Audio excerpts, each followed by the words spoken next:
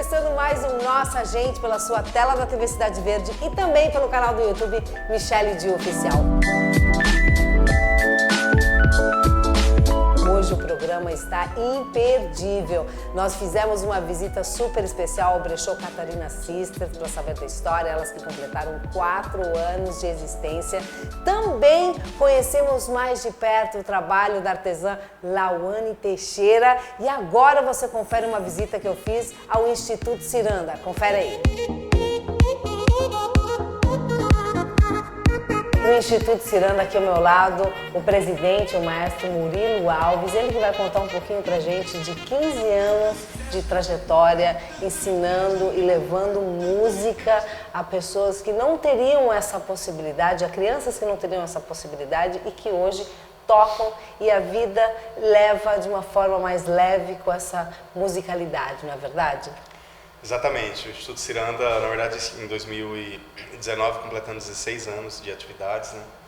E ao longo desse período, viabilizando espaços, né? Promovendo espaços para que aconteçam as vivências musicais, com uma forte crença na música como um poderoso instrumento de transformação social, quer dizer, a criança, o adolescente, o jovem que tem contato com a atividade musical pelo viés do estudo individual, né, e toda a gama de responsabilidade, disciplinas e concentração que isso traz, depois pela prática musical coletiva, pelos concertos que realiza no teatro, os ensaios, enfim, todas as coisas. São momentos que são criados onde se tem crescimento intelectual, crescimento social, crescimento humano.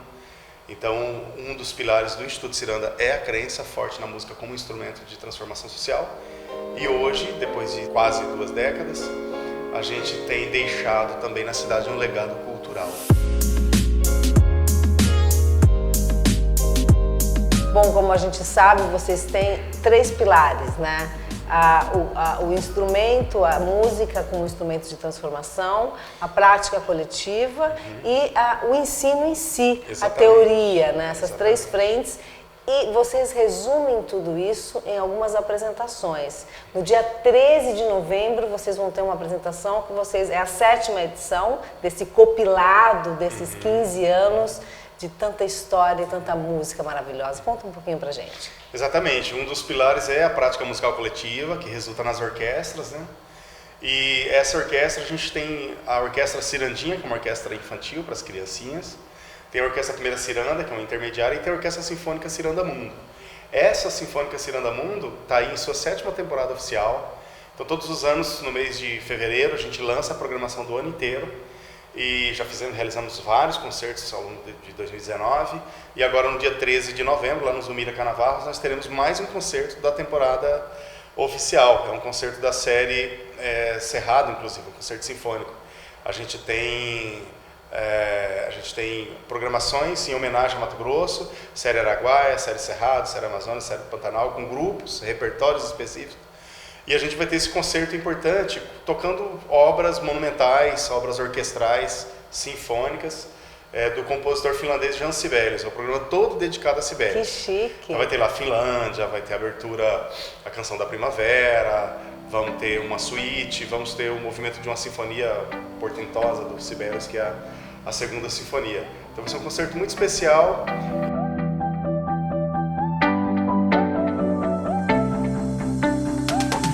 Eu não podia deixar de conversar com o Eduardo, ele que desde os 9 anos de idade. Conta pra gente, como é que você apareceu aqui? Surgiu, se inscreveu, essa vontade foi sua, seu pai, sua mãe? Então, inicialmente eu comecei os estudos na igreja, né? Então, sou de uma família evangélica e eu comecei o primeiro contato com a música na igreja. E aí, até um ponto eu sempre gostei de estudar música e tal. E aí chegou uma época assim que eu pensei, eu quero um pouquinho mais, quero descobrir um pouquinho mais do que esse universo tem para me proporcionar. E aí, através de um próprio irmão da igreja, né, da minha igreja, ele recomendou o Ciranda, porque ele já tinha feito faculdade de música e tudo mais. E aí ele falou do Ciranda, falou dos projetos que tinha, da orquestra e tudo mais. E aí eu decidi conhecer, entrou primeiro meu irmão, né, o primeiro contato foi dele. E aí, mas eu sempre acompanhava ele nas aulas, ia meio que de beira. E aí acabei gostando, enfim, as aulas dele eram de sax. E aí eu acabei não me identificando muito, aí eu vi aula de clarinete, eu já me interessei. E aí acabei ingressando logo depois do segundo mês que ele já tinha entrado, entrei para a turma de clarinete, inclusive com o professor Murilo, que hoje é presidente do Ciranda. Que delícia! Que a música trouxe para sua vida, que você consegue analisar? Você entrou com 9, está com 18, faz 9 anos, né? Quase 10 anos, quase uma década dentro do Instituto. O que você acha que o Instituto Ciranda te deu e que ninguém vai tirar de você? Eu acho que o aprendizado foi muito grande, né? Nessa idade, geralmente, poucas pessoas têm o privilégio de se inserir no meio que te proporciona conhecer pessoas diferentes, conhecer uma cultura que hoje no Brasil é pouco difundida, pouco conhecida, que é a da música erudita, do estudo mais técnico e tudo mais. Então, através das aulas do Ciranda e dos grupos, das inúmeras apresentações que eu tive, como participar através do Ciranda, eu pude conhecer um lado assim que poucas pessoas têm privilégio, poucas pessoas, é meio que até um privilégio, porque as pessoas geralmente nessa idade trabalham ou fazem outra coisa, não tem esse meio que possibilite ter às vezes um olhar mais amplo do que é música, e foi muito bom nesse ponto, nessa questão. Ai, tá ótimo. Vamos deixar ele estudar, né? Porque ele, na verdade, faz o 4º semestre de computação, né? Mas o clarinete nunca mais saiu da vida, né, do Eduardo. Orquestra, grupos, enfim. Inclusive, através do Ciranda também eu pude conseguir muitos trabalhos, né? Então o Ciranda assim, me proporcionou até ter como profissão a música. Não só aprender e desenvolver técnicas no clarinete, não só ajudar na minha formação social, mas na minha formação profissional também.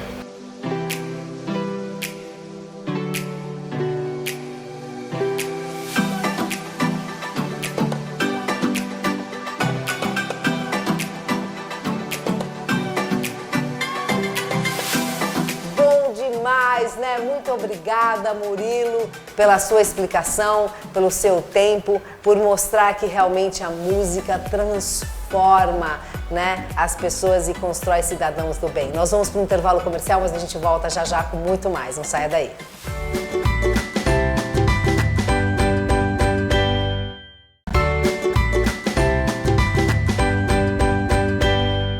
Estamos de volta com o nosso agente e agora você confere uma história muito bacana de superação e de inspiração. A artesã Lauane Teixeira que conta pra gente. Confere aí.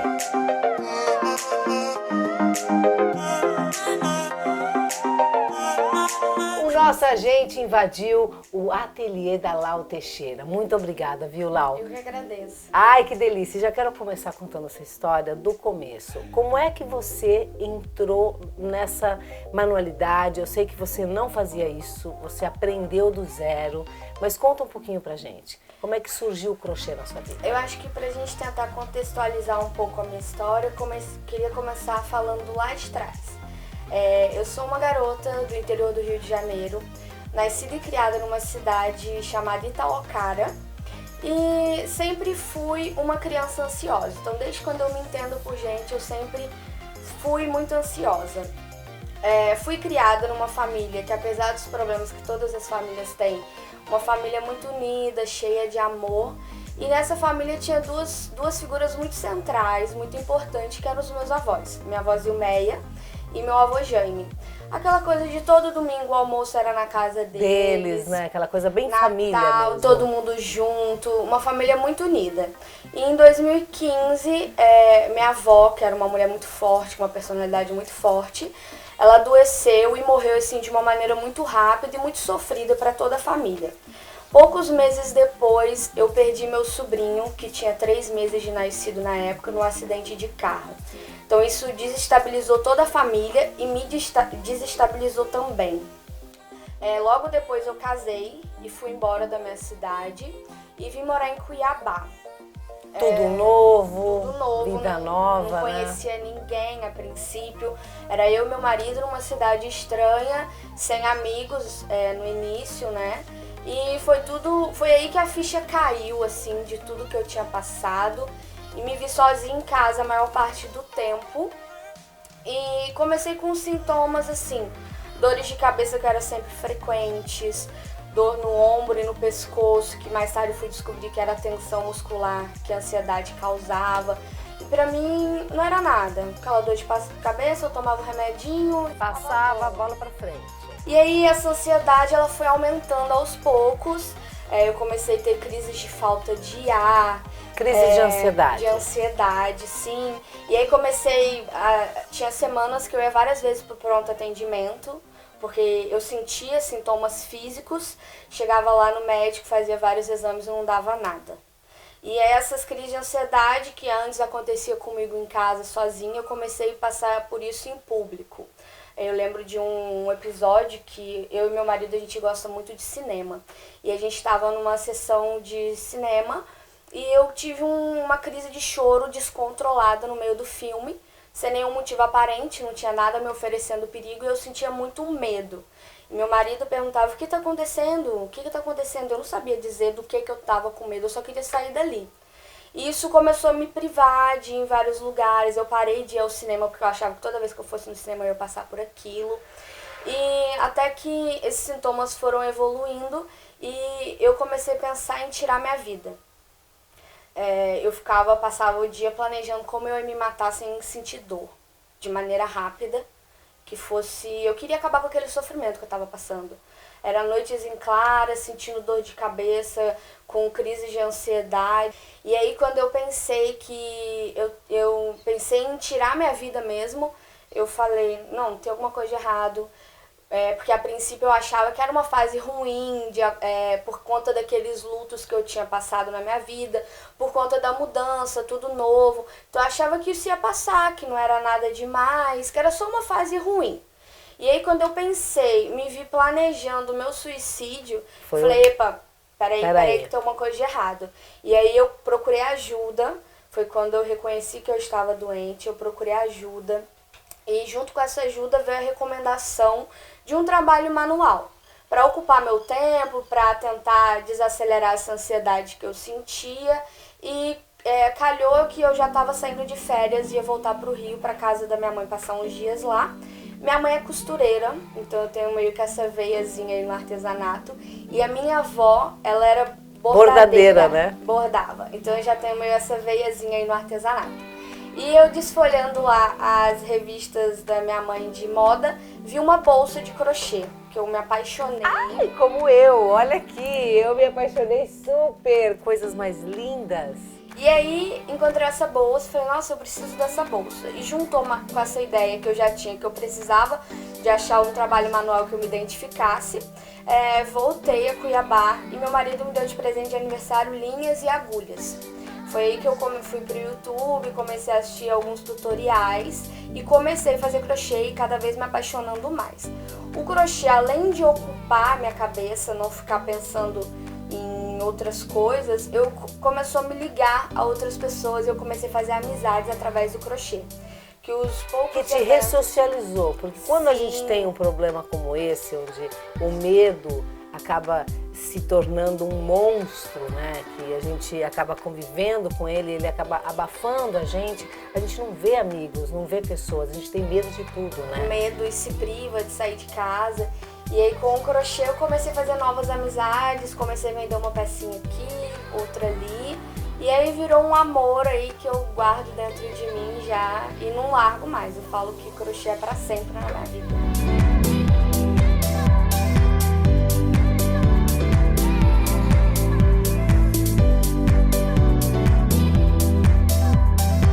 Pois é, meu povo, tá aí uma história pra gente se inspirar em sempre querer melhorar, não é mesmo? Nós vamos para um breve intervalo comercial. Na volta, você confere meu rolezinho lá no brechó. Não sai daí que eu volto já já.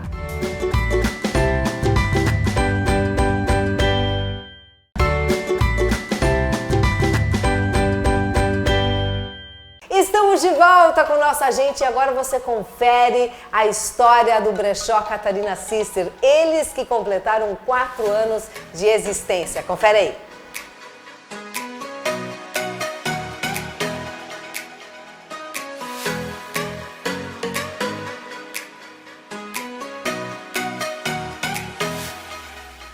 Como vocês podem ver, eu estou numa loja muito especial. Não é qualquer loja não, é um brechó. É o brechó Catarina Sisters, que hoje completa 4 anos de existência e tem uma história incrível para nos inspirar e nos mostrar aqui. A Sara já está me esperando, ela que é uma das irmãs idealizadoras desse projeto maravilhoso. Obrigado por nos receber, Sara. Imagina, o prazer é todo nosso, uma grande honra estar com vocês aqui. E contar um pouco dessa história. Vamos sentar aqui? Eu achei esse espaço incrível, super aconchegante, como tudo dentro do brechó, né? Obrigada, obrigada. A intenção é realmente proporcionar esse ambiente diferenciado aqui.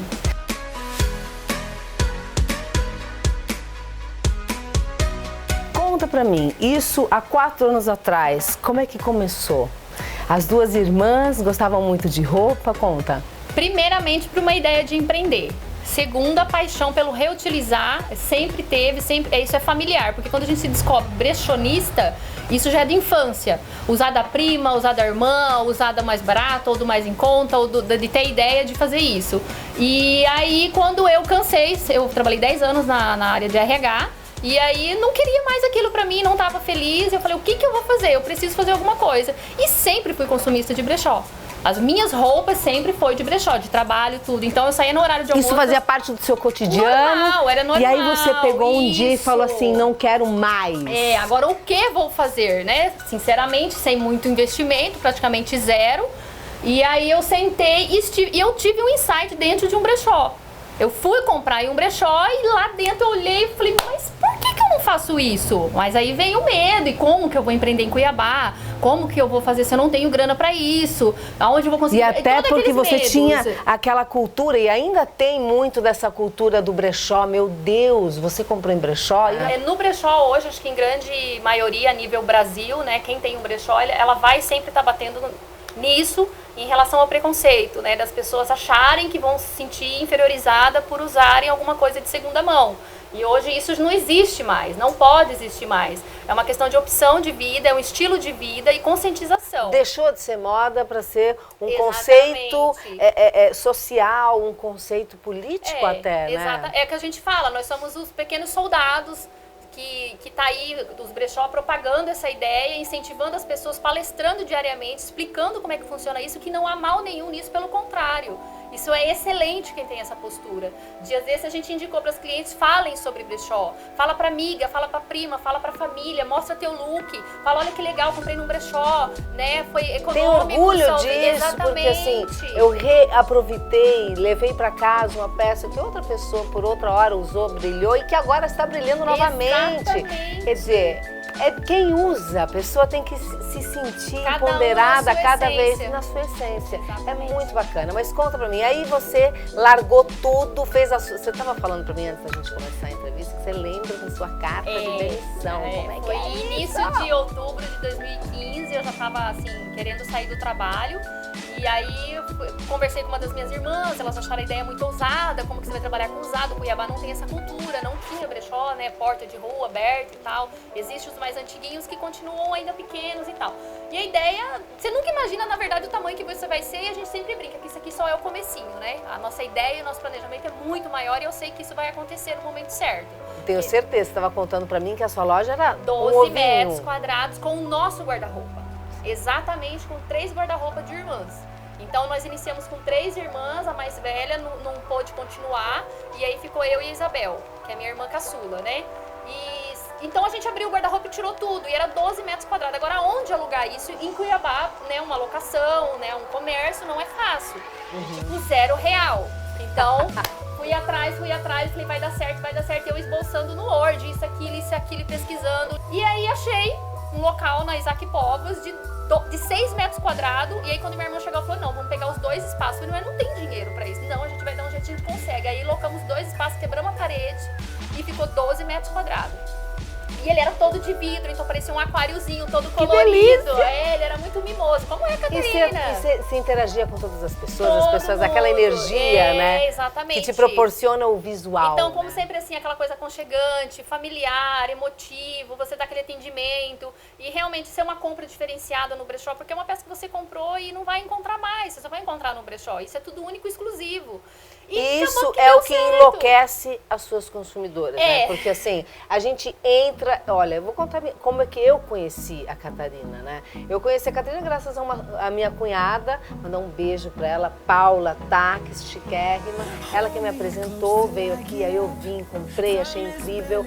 E assim, eu vi essa proposta e eu fico enlouquecida, como todo mundo, a hora que ela posta o look do dia. Gente, é uma briga, fala a verdade.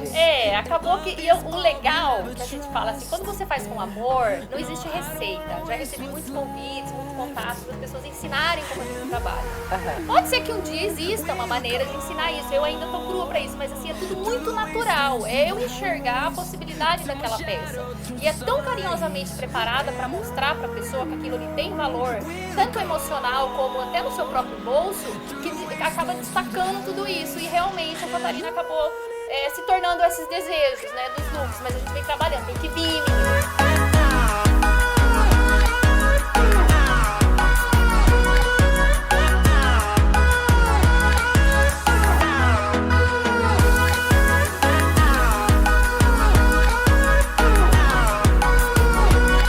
tudo existe o seu potencial, depende de quem está pegando ela. Né? O que você olhar pode ser que não me agrade, o que eu olhar pode ser que não, mas é seu perfil, é sua característica. Por isso que eu falo, em brechó, a peça está te esperando.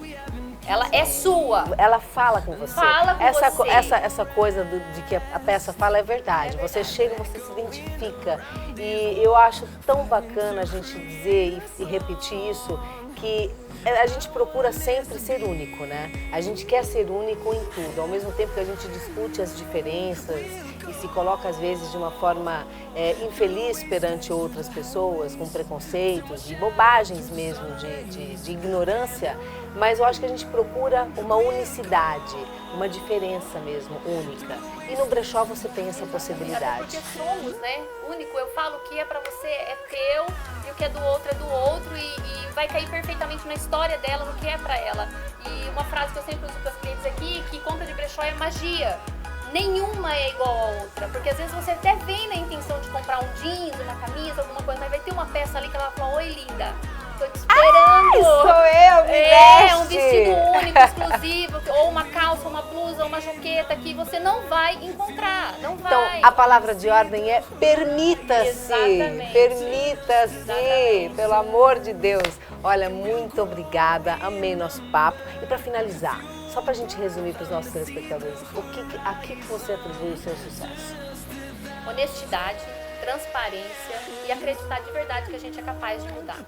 Mudar o mundo, mudar as pessoas, que você tem o potencial, mesmo que pequenininho na vida de alguém, você faz a diferença na vida dela. Então, quando você age com honestidade, com simplicidade, não existe receita de grande sucesso, vamos dizer assim, né? Vamos lá seguir um critério, mas assim, seja honesto, seja verdadeiro. Com a paz de espírito a gente chega em qualquer lugar, né? Exatamente. Poder deitar no travesseiro e falar, eu fiz o meu melhor, eu não trapaceei ninguém, eu fui sincera nas minhas emoções e nas minhas atitudes. Exatamente.